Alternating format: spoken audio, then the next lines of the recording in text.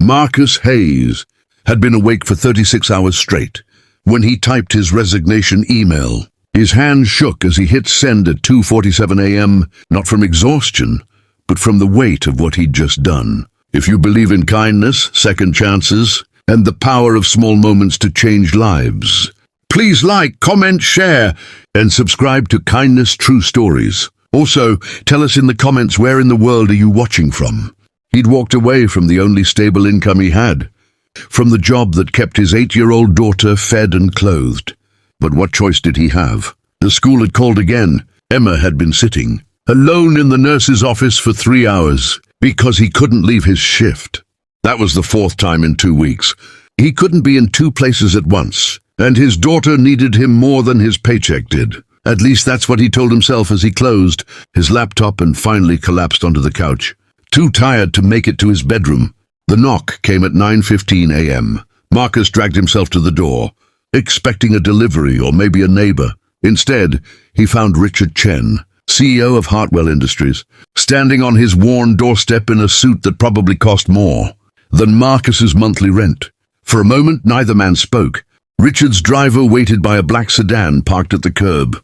Marcus's mind raced through possibilities, none of them making sense. Had he forgotten to return company property? Was there paperwork to sign? But CEOs didn't make house calls for exit interviews. "Mr. Hayes," Richard said quietly, "may I come in?"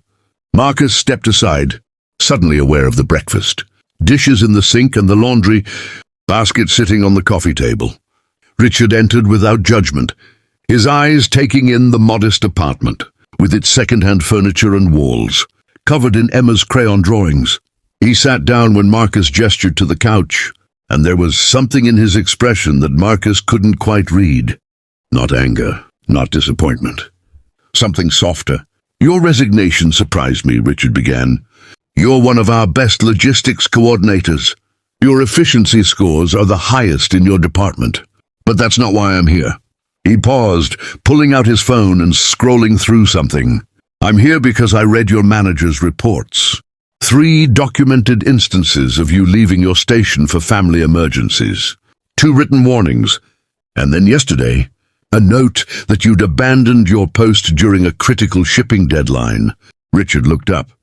What your manager didn't include was context. I had to dig deeper to find that. Marcus felt his throat tighten. "I understand if you need to contest the resignation, or if there's a penalty clause, I'll figure out how to pay whatever I..." "Oh," Richard shook his head. "I'm not here about money, Marcus. I'm here because I called your daughter's school this morning. I spoke with Principal Morrison. She told me Emma has been hospitalized twice this year for severe asthma attacks. She told me you're her only parent and only guardian. She told me that last month, Emma stopped breathing during recess, and you weren't allowed to leave work to be with her in the emergency room."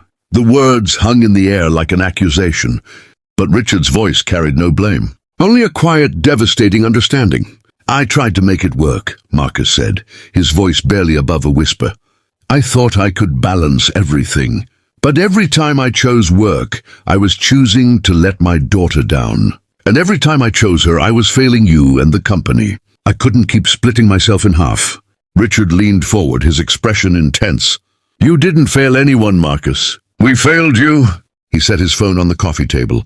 "I started Hartwell 23 years ago after my wife died. I had a 6-month-old son and no idea how I was going to run a business and raise him alone. I had family support and financial resources you don't have. But I remember the impossible choices. I remember the guilt. I remember thinking I was failing at everything that mattered."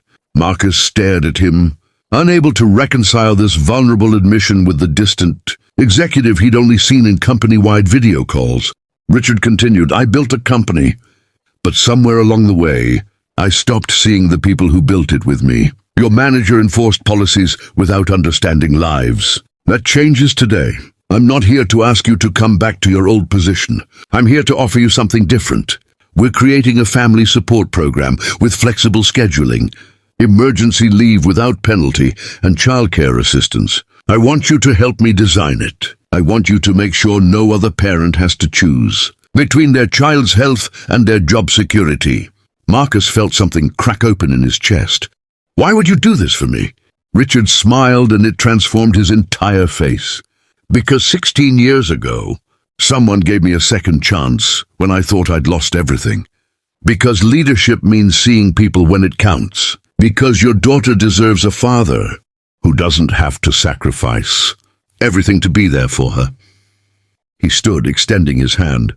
So what do you say, Marcus? Will you come back and help me build something better?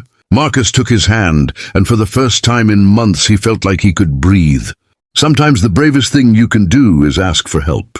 Sometimes the strongest thing you can do is admit you can't do it all alone. And sometimes when you least expect it, someone sees your sacrifice and reminds you that you matter. If this story touched your heart, please like, share, and subscribe to Kindness True Stories. Your support helps us share more stories of compassion, hope, and humanity. Together we can spread kindness one story at a time. Thank you for being part of our community.